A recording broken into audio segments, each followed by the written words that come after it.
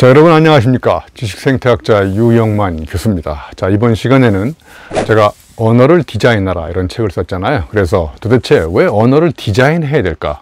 디자인하지 않으면 안 됩니까? 그래서 제가 언어를 디자인하지 않으면 여러분 리자인 당합니다. 사임 당하는 거잖아요. 그래서 디자인 or 리자인 이런 말이 있지 않습니까? 그래서 이 세상은 다 디자인된 세계에서 살아가는 거예요. 누군가의 의도, 누군가의 어떤 의중을 가지고 어떤 계획과 철저한 뜻을 가지고 그 사람들이 어떤 디자인을 하면 우리는 그 사람이 디자인한 세계 속에서 나도 모르게 살아가고 있거든요. 마찬가지입니다. 언어도 나도 모르는 사이에 내가 수십 년 동안 써온 언어가 나를 디자인해 온 거예요. 그래서 가만히 생각해 보면 내가 틀에 박힌 언어를 계속 사용하는 것도 디자인된 언어가 나를 그렇게 만드는 거거든요. 그래서 이번에는요, 도대체 그러면 우리가 언어라는 걸 디자인한다는 것이 무슨 의미고 왜 디자인을 해야 되는지, 그리고 디자인하는 간단한 몇 가지 방법을 여러분과 같이 한번 나눠볼까 합니다.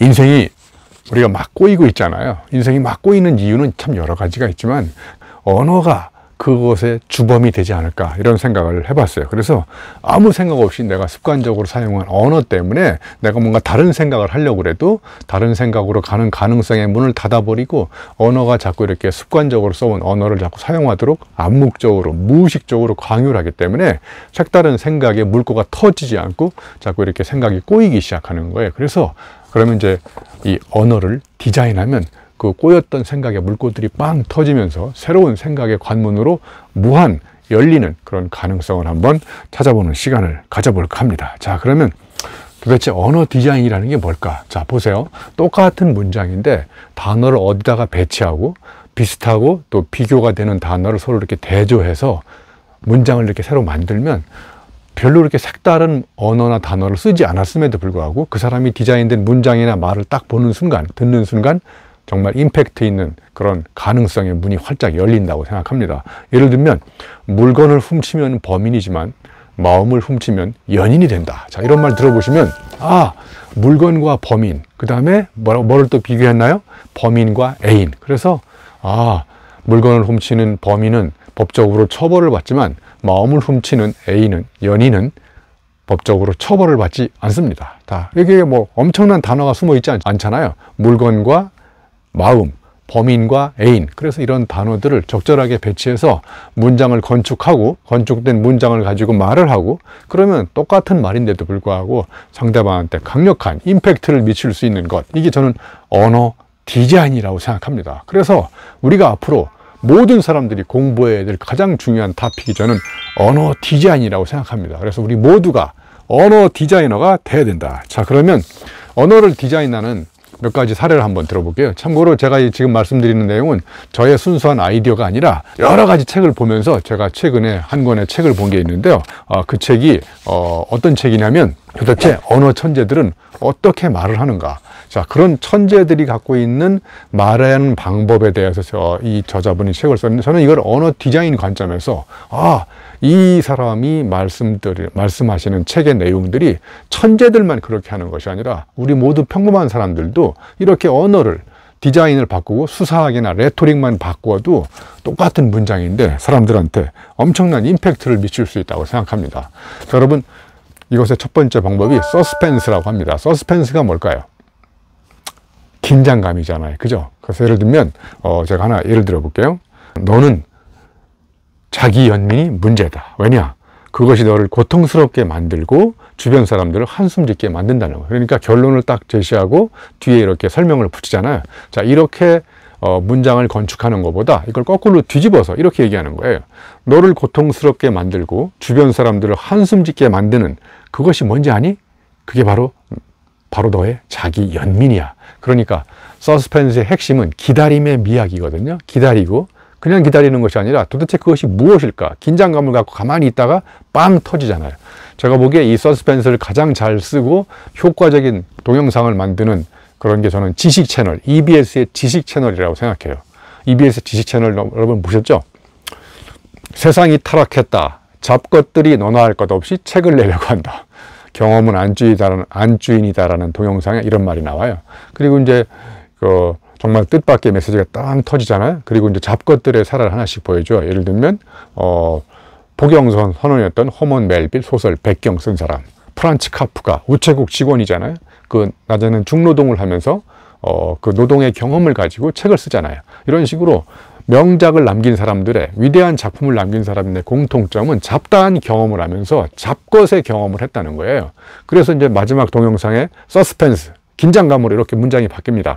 잡것들이 아니고서야 누가 책을 내랴. 그래서 잡것들이 싹 지워지고 작가들로 바뀌어요. 저는 이런 게 서스펜스, 긴장감이라고 생각해요. 그래서 사람들이 궁금하게 만든 다음에 말하고 싶은 사람, 또 글을 쓰고 있는 사람들의 궁극적인 활용점정을 뒷부분에 살짝 배치해서 독자들이 거기까지 가는데 긴장감을 가지고 기다렸다가 아하, 이거구나, 이렇게 뒤통수를 치게 만드는 거죠.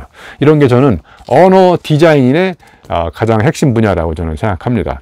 자, 여러분, 제 책에도 아이러니와 유머 이런 차이점을 써놨는데, 아이러니와 또 패러독스가 또 비교되지 않습니까? 아이러니가 뭔가 한번 예를 들어 볼게요. 우리가 사람을 만날 때 어떤 사람을 만나고 나서 기대 이상으로, 기대 이하로 상처를 주거나 또는 기쁨을 주거나 이럴 수 있는데, 우리가 만날 때 사람들한테 이렇게 상처받는 경우가 많잖아요. 그럼 이제 우리가 이런 말을 하죠. 그런 사람은 정말 두 번 다시 꼴도 보기 싫다, 이렇게 얘기하는 것보다 반면교사로 그 사람에게서 나는 무척 많은 걸 배웠다, 이런 식으로 생각하는 게 아이러니라고 생각합니다. 그래서 아이러니는 일종의 이제 모순되는 것처럼 보이지만, 그죠? 그런 것들이 새롭게 이렇게 보이기 시작하면서 평범한 문장도 색다른 문장으로 다가온다고 생각합니다. 자, 그 다음에 이제 언어를 디자인하는 세 번째 방법은요, 패러독스입니다. 패러독스는 역설이라고 하잖아요. 하나 예를 들어 볼게요. 이 패러독스를 가장 잘 쓰는 사람 중에 오스카 와일드가 있어요. 이분이 이런 말을 했어요. 유혹을 제거하는 유일한 방법은 유혹에 지는 것이다, 이런 말을 했어요. 또 패러독스의 대가, 또 우리 알베르 까미가 또 이런 말을 했어요. 소설은 진실을 말하게 만드는 거짓말이다. 그러니까 진실과 거짓말이 이렇게 역설로 이렇게 엮여 있잖아요. 이렇게 우리가 어려운 단어를 써가지고 복잡하고 화려하고 현란한 수사적 기교를 발휘하라는 게 아니라, 이렇게 똑같은 말, 비슷한 말도, 대조되는 말도 어떻게 언어를 배치하고 문장을 디자인하는지에 따라서 우리가 전달하고자 하는 그 의미는 상대방한테 훨씬 더 임팩트 있게 다가간다고 생각합니다. 자, 그 다음에 이제 또 이런 말이 있어요. 여러분 이런 말 들어보셨죠? 존 F 케네디가 국가가 당신을 위해서 무엇을 할지, 이런 걸 묻지 말고 거꾸로 뒤집는 거예요. 이거를 당신이 국가를 위해서 무엇을 할지를 한번 생각해봐라. 이렇게 이런 말들을 이제 단순 뒤집기 화법이라고 합니다. 이렇게 이제 문장을 살짝만 바꾸고 언어를 재배치만 해도 그 문장을 통해서, 언어를 통해서 전달하고자 하는 메시지가 훨씬 더 강력하게 사운드 이펙트로 다가가지 않습니까? 그럼 여기를 국가라는 말을 회사로 바꾸세요. 회사가 당신을 위해서 무엇을 할지, 그런 걸 묻지 말고 당신이 먼저 회사를 위해서 무엇을 할지를 물어봐라. 또 제가 좋아하는 명언 중에 벤자민 플랭클린이 이런 말을 했어요. 준비에 실패하는 것은 실패를 준비하는 것이다. 너무 멋있지 않습니까? 그냥 철저하게 준비해라, 이런 말보다는 준비에 실패하는 것은 당신 실패를 준비하는 거나 마찬가지다. 강력하게 뒤통수를 빵 치면서 다가오잖아요. 바로 이런 게 저는 언어 디자인이라고 생각해요. 자, 그 다음에 또 앞부분의 의미를 이렇게 역전시키는 화법 중에 이런 게 있어요. 자, 그 마크 트웨인, 또 촌철살인의 대가 아닙니까? 이분이 담배를 끊는 것은 세상에서 가장 쉬운 일이다. 자기가 실제로 지금까지 한 1000번 끊어봐서 안다는 거예요. 그러니까 끊었다 피웠다 끊었다 피웠다. 그래서 담배를 끊는 것이 세상에서 가장 쉬운 일이다. 굉장한 걸 기대하고 들어봤는데 이렇게 앞부분의 의미만 살짝 역전시켜도 또 예를 들면 오스카 와일드, 한번 보세요. 젊을 때 나는 돈이 인생에서 가장 중요하다라고 생각했다. 그럼 그 뒤에 뭐가 올 것 같아요? 잘못 생각했다, 늙어서. 그게 아니라 이렇게 썼어요. 이제 나이가 들고 보니 그게 맞는다는 걸 알게 되었다. 이런 게 바로 단순 의미, 앞부분의 의미를 살짝만 바꿔서 역전시켜 놓으면 그 말하고자 하는 의도가 훨씬 더 강력하게 다가가고 있지 않습니까? 자, 그 다음에 전문 용어로 이제 안타나고지라고 그래서 이제 긍정적 균형 화법이에요. 이게 뭐냐? 봐보세요. 이거는 또 이제 오스카 와일드가 남긴 명언인데, 우리 모두는 다 시궁창 속에 있다. 자, 그러면 시궁창 속에 있는 건 긍정, 부정이죠. 그러면 부정 속에서 누군가는 이렇게 불평불만을 터뜨리고 있는데, 누군가는 또 하늘을 보면서 하지만 일부는 별을 본다. 예, 이런 악조건 속에서도 부정적인 언어를 사용하지 않고 긍정의 희망 언어를 가지고 세상을 바라보는 거죠. 이런 걸 바로 뭐라고 그러냐면 긍정적인 균형 화법이라고 얘기합니다. 자, 나는 시험에 떨어진 게 아니다. 시험에 떨어진 게 아니에요. 시험에 떨어졌는데 떨어진 게 아니에요. 왜?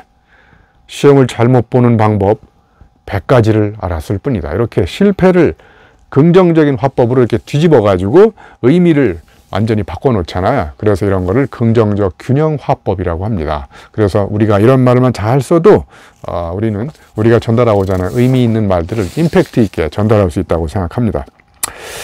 자, 이것 이외에 뭐 예를 들면 독서는 피클이다. 뭐 이런 것도 필요하지만 독서는 오이가 아니라 피클로 변하는 것이다. 이렇게 뭐뭇이다라고 하지 말고 뭐뭇이 아니라 뭐뭇이다. 이렇게 표현하는 거죠. 예를 들면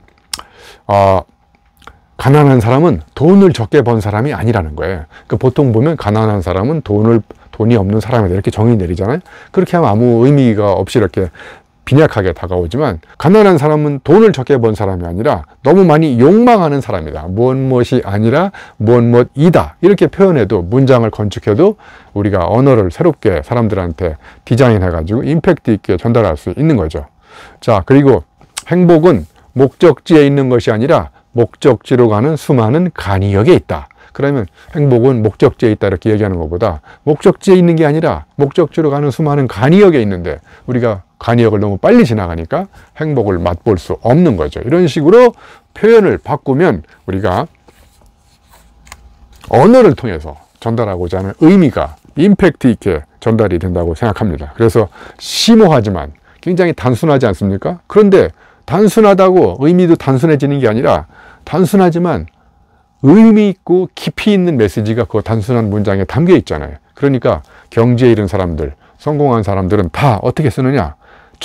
절묘한 언어 표현을 갖고 있는 거예요. 여러분 주변에 보시면 말 잘하는 사람, 화려하고 입담이 화려한 이런 사람이 아니라 자기가 경험한 체험을, 각성을, 깨달음을 내가 갖고 있는 언어를 배치하고 문장을 설계해서 디자인해가지고 보다 사람들한테 오랫동안 기억이 남도록 사운드 임팩트를 줘가지고 강력하게 전달하지 않습니까? 우리는 그런 사람들로부터 많은 배움을 얻게 되고 뒤통수를 딱 맞는 그런 큰 깨달음을 얻게 되는 거죠.